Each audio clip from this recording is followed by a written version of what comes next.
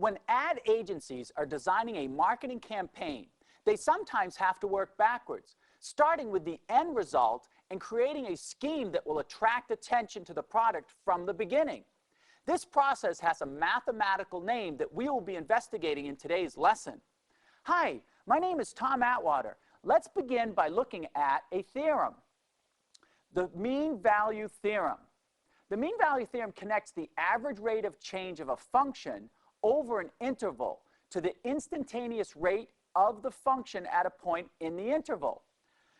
If y equals f of x is continuous at every point on the closed interval ab and differentiable at every point on its interior open interval a comma b, then there is at least one point c in ab at which f prime of c is equal to f of b minus f of a, all divided by b minus a. What I have for you is an illustration that will help to explain this and give us a better idea of what we're saying. Here we have the blue line is our function, and we have our 2 points, a and b, which represented on the function are here and here. And we've calculated the slope, which would be this black line.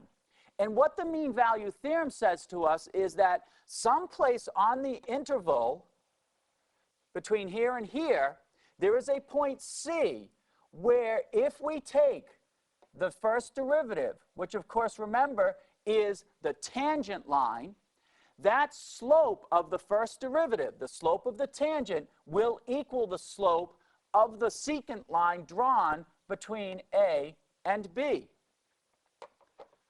Okay, so let's look at an example of where we would use this. Let f of x equal the square root of 1 minus x squared, where a is equal to -1, comma f of -1, and b equals 1, comma f of 1. Find a tangent to f in the interval -1 to 1 that is parallel to the secant a, b. Now, this particular function, f of x equals the square root of 1 minus x squared, you may recognize as a semicircle, the top half of the semicircle. So from this graph, we can see that we're looking at the points A to B, and what we know is the slope of that secant line that we're talking about, well, it's this x-axis, which of course gives us a slope of 0. So from this graph, we can see that there will be a tangent line that has the same slope of 0, which is right up here at the point of x equaling 0. So here's my secant line, and there's the tangent line, and here's my value, which we look at as c, for which that tangent line has the same slope as the secant line. We can physically interpret the mean value theorem as saying that the instantaneous rate of change at some interior point must be equal to the average rate of change over the entire interval. Let's take a look at this example. A trucker handed in a ticket at a toll booth showing that in 2 hours she had driven 159 miles on a toll road which has a speed limit of 65 miles per hour. The trucker was cited for speeding. Well, why? Well, if you calculate her average speed, it was 79.5 miles per hour. So by the mean value theorem, which of course every toll booth collector understands and knows, they figured out that at least at one time during her trip, she must have been going at that 79.5 miles per hour. All right, great. We can also use the mean value theorem to determine where a function is increasing or decreasing. Let's start with a definition. We have let f be a function defined on an interval I, and let x sub 1 and x sub 2 be any 2 points in I. Well, f increases on the interval I if x sub 1 is less than x sub 2 implies that f of x sub 1 is less than f of x sub 2. And f decreases on I if x sub 1 is less than x sub 2 implies that f of x sub 1 is greater than f of x sub 2. So, with these definitions, we can use the mean value theorem to use the derivative to determine intervals of increasing and decreasing. Let's take a look at a corollary to the mean value theorem. Let f be a continuous, or let f be continuous on the closed interval AB and differentiable on the open interval AB. If f prime, the first derivative, is greater than 0 at each point on the open interval, then f increases on the closed interval. If the first derivative is less than 0 at each point on the open interval, then f decreases on the closed interval AB. Let's try some examples where we apply this. Use the analytic methods to find the local extrema and the intervals on which the function is increasing. Then the intervals on which the function is decreasing. And our function is f of x equals 5x minus x squared. Okay, so what we're going to do is find the first derivative. F prime of x is equal to, well, when we take the derivative of 5x, that's 5, and the derivative of x squared is minus 2x. Remember, we set that equal to 0, and we get that x would have to be equal to 5/2. We evaluate the function when x is equal to 5/2. In other words, we take f of 5/2 and plug that into the original function, f of x, and what we get is 25 over 2, because it's 5 times 5, minus 5 squared, which is 25 over 2 squared, which is 4. And so that gives us an answer of 25 over 4. Now what we know is that we can look at where this is increasing and decreasing. Now, this, if you can remember, is an upside-down parabola. So if we think about this in the critical point of 5/2 when the tangent is 0, that means that this is our maximum. And what that means is our parabola would be going something like this.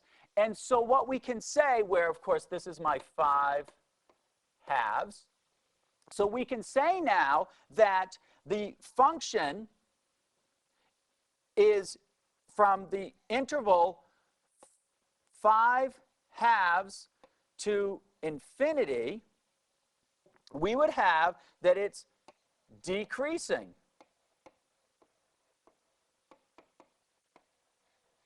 And from the interval of negative infinity, whoops, let me erase that. From the, oops, didn't get it all. From the interval negative infinity to 5/2, we have that it's increasing.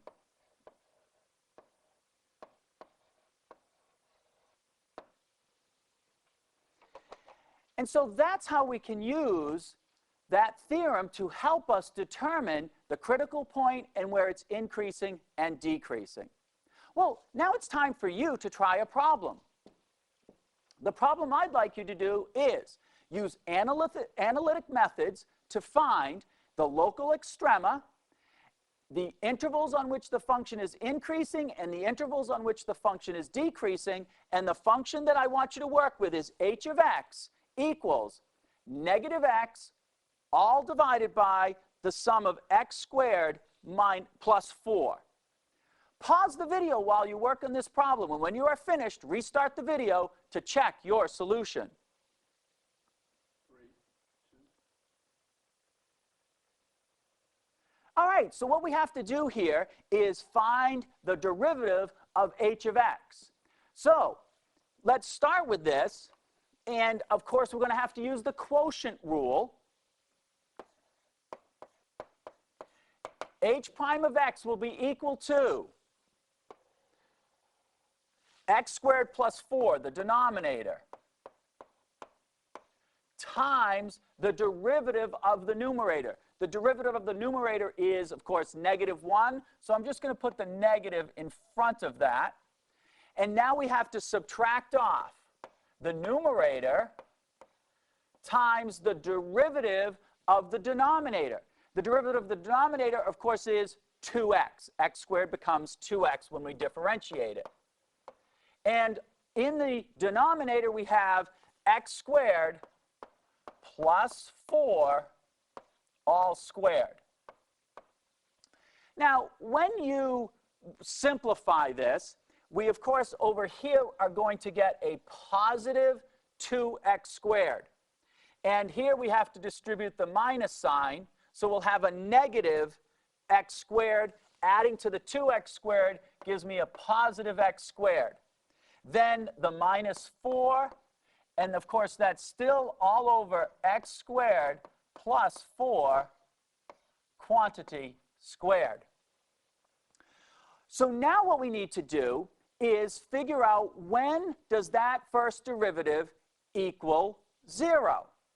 Well, it's going to equal 0 when the numerator equals 0. So we have x squared minus 4 equals 0, and you should see that that means x will equal plus or minus 2.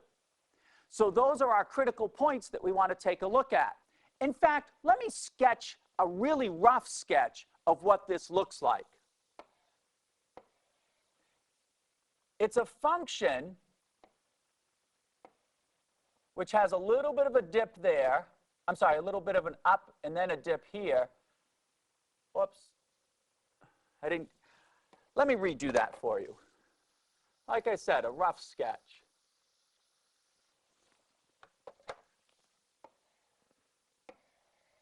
So it's going to come from that axis, come down through, and then go up to that axis.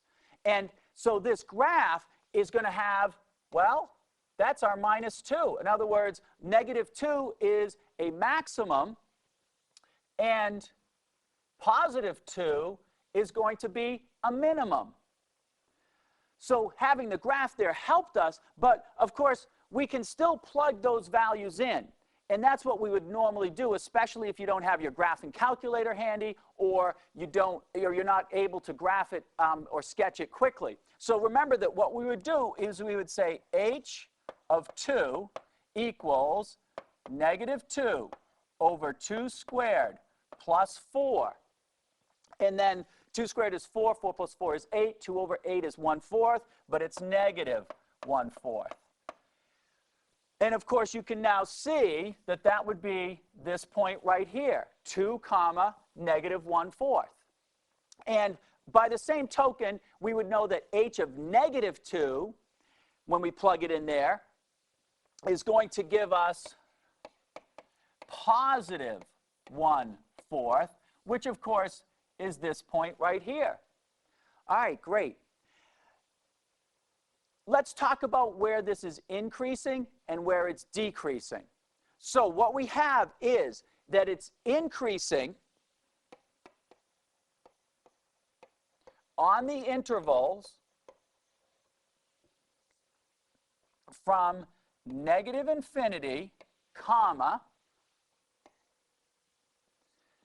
up to the -2, And then again, starting at 2, I'm sorry, that's a bracket. And then starting at 2 and going up to infinity. That's where it's increasing. For decreasing,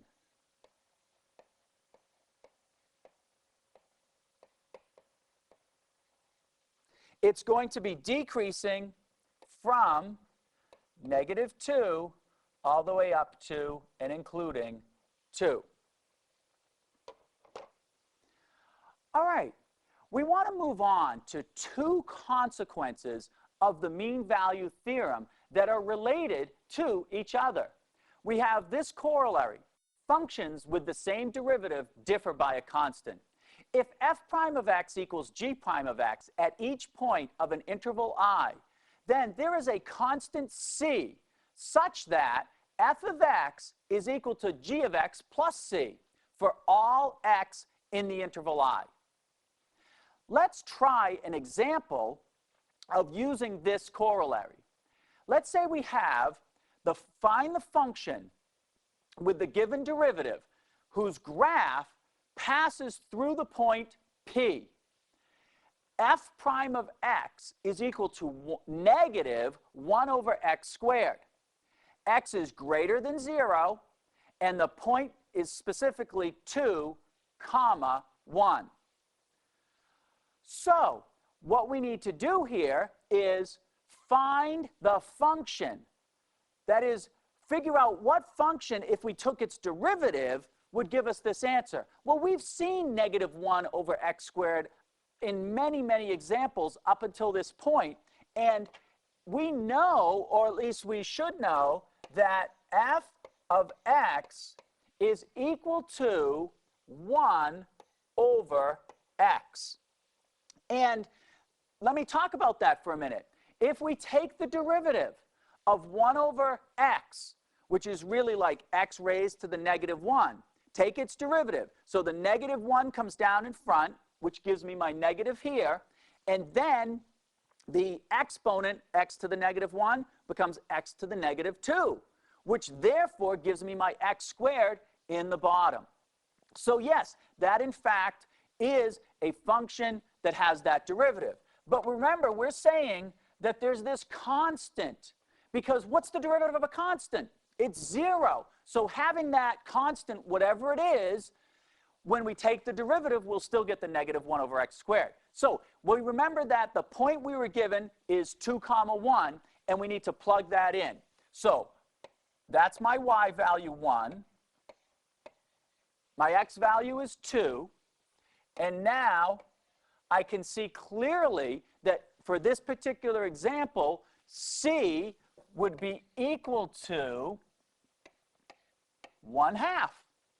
And so the function that we're looking for is f of x is equal to 1 over x plus 1/2. And remember that we said x is greater than 0 in the original problem. Well, the function that we just found in this answer is something that happens a lot in calculus, and it's so special that it has its own name. It is called an antiderivative. Let's define antiderivative right now. The definition of antiderivative: a function f of x, capital F of x, is an antiderivative of the function f of x if capital F prime of x is equal to f of x for all x in the domain of f.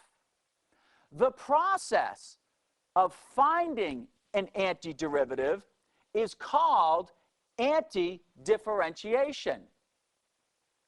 Let's try an antidifferentiation problem. On the moon, the acceleration due to gravity is 1.6 meters per second squared. A, if a rock is dropped into a crevasse, how fast will it be going just before the bottom 30 seconds later. And let me stop here. There are other parts to this question, but let me start with this question. And what we know here is that the acceleration on the moon is 1.6. So a of t is equal to 1.6. Remember that when we're working with acceleration, that acceleration was the derivative of velocity. And we're interested in how fast it's going. Well, that's velocity. So therefore, we're going to anti-differentiate. In other words, we're going to say that v of t is some function whose derivative is a of t. And that function would be 1.6t plus c. And then what we know is that v of 0, the velocity at time 0, is 0. In other words, it starts from rest. It's not moving at all. And therefore, when I plug 0 in for t, and I put 0 in for t there, I'm sorry, when I plug in 0 for v of t, and I plug in t is 0, I'll find that c is equal to 0. So, in fact, our velocity, v of t, is simply equal to 1.6t. And as I said, the constant would be 0. Well, we're interested in what happens 30 seconds later. So we're interested in v of 30. We plug in 30 for t, right? Multiply 1.6 times the 30, and we'll find that it's 48 meters per second as its velocity. All right, let's go on to part B of this. Part B says, how far below the point of the release is the bottom of the crevasse? So how far below? Well, if we think about that, we're talking a distance. And remember that we've discussed before, we have acceleration, velocity, and position. Position is how far below. So the position is, of course, well, the velocity is the derivative of the position, which means the position is the antiderivative of the velocity. We just saw that the velocity is 1.6 t. So now we need to say that s of t is some function that would have that as its derivative.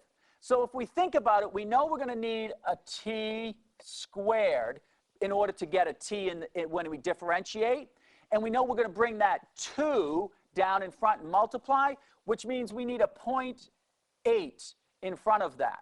And so that 2 times 0.8 would give us the 1.6. The t squared, you take 1 away from the exponent, we get t. But remember, we have to add in plus c. Well, remember that the rock was stationary to start, which means its position at the beginning of this was also 0. In other words, s of 0 equals 0. So if I put 0 in here for s of 0, and that's 0, and I put 0 here for t, we're going to find out once again that c equals 0. So my equation is s of t equals 0.8 times t squared. And so we are interested in how far below the point of release, that is when it hits the bottom. Well, that took how much time? 30 seconds. So s of 30 is 0.8 30 squared, and when we work that out, 30 squared is 900 times 0.8, we get 720 meters. All right, let's go on to part C now, and part C says, if instead of being released from rest, the rock is thrown into the crevasse from the same point with a downward velocity of 4 meters per second, when will it hit the bottom, and how fast will it be going when it does? Okay, so what we're going to do here, I need some space first of all. So what we're going to do here is we're going to relook at our equations, because what we know is that the initial velocity was, that is v of 0 was 4 meters per second. So we take our equation for velocity, v of t, which was 1.6 t plus c. And now what we know is we have to plug in 0 for t and 4 for v of t. So what I'll get is 4 equals 1.6 times 0 plus c.